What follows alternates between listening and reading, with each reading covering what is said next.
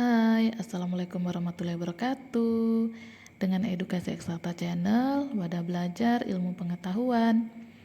Mohon dukungannya ya kalau channel ini bermanfaat buat kamu. Hari ini kita bakal belajar bareng tentang gulma. Jadi nanti kita bakal tahu nih, apa sih gulma itu?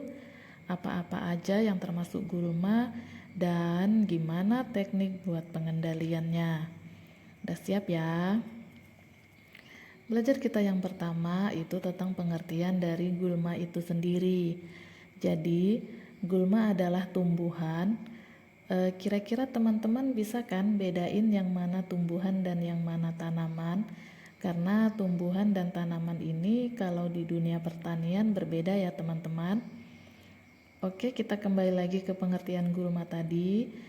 Jadi, gulma adalah tumbuhan yang tumbuh di sekitar tanaman budidaya atau yang tumbuhnya itu nggak kita inginkan. Contohnya nih, teman-teman nanam sayur di polybag atau di kebun deh. Nah, di sekitar sayur yang kita tanam itu tumbuhlah rumput-rumput. Nah, rumput inilah yang disebut dengan gulma. Ini pengertian gulma yang paling umum dan paling luas ya teman-teman. Ada lagi nih pengertian gulma yang lebih spesifik lagi, yaitu jika tumbuhnya gulma tadi merugikan secara ekonomi. Jadi ada pengaruh secara ekonominya, begitu ya teman-teman. Contohnya, ada penelitian yang pernah menyebutkan gulma di perkebunan kelapa sawit yang tidak dikendalikan itu bisa menyebabkan penurunan produksi sampai 20%. Wow, lumayan merugikan ya teman-teman.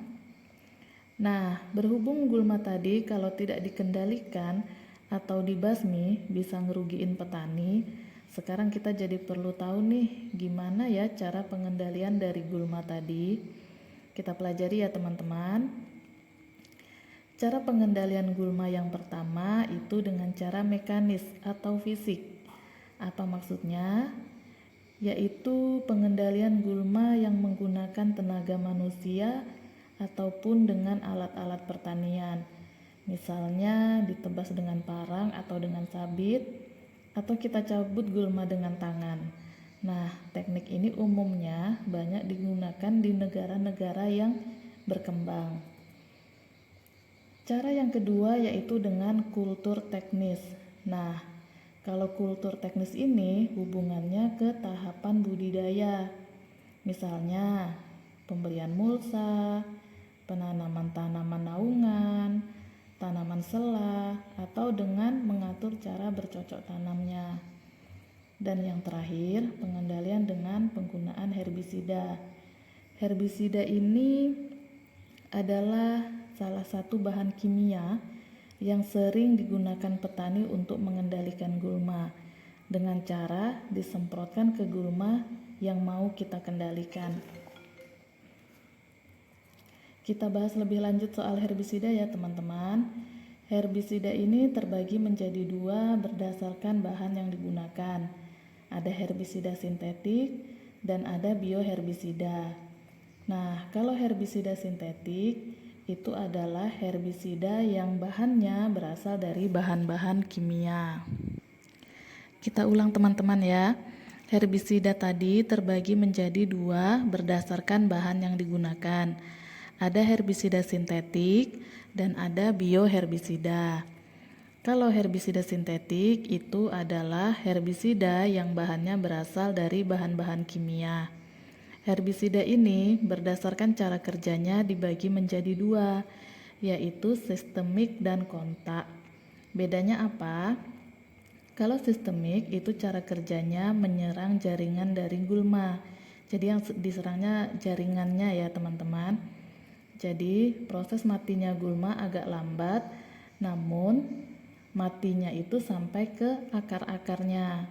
Nah, kalau untuk herbisida kontak, yang diserang adalah bagian gulma yang terpapar langsung oleh semprotan dari herbisida tersebut.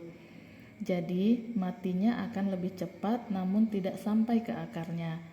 Dan umumnya, daya tumbuh kembali gulmanya juga lebih cepat bila dibandingkan dengan herbisida sistemik.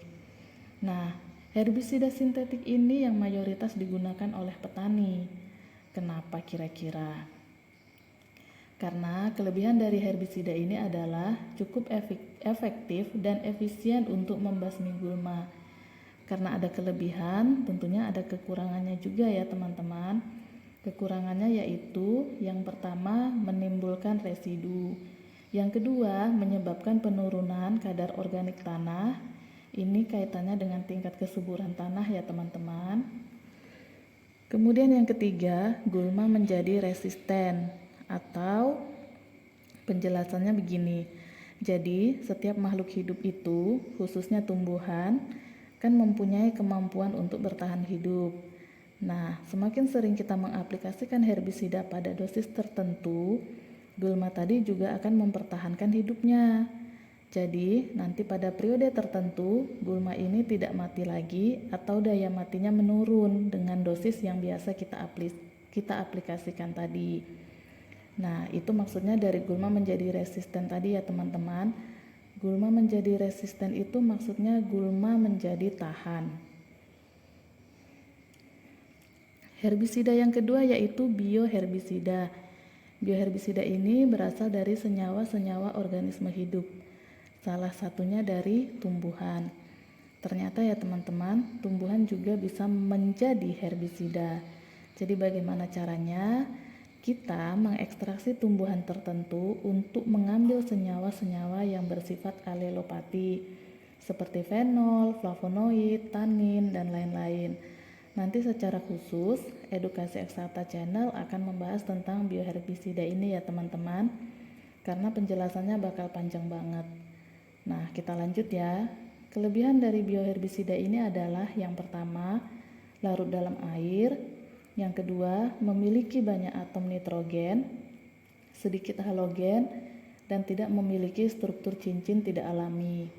Yang ketiga, memiliki paruh waktu yang pendek, maksudnya lebih cepat terurai.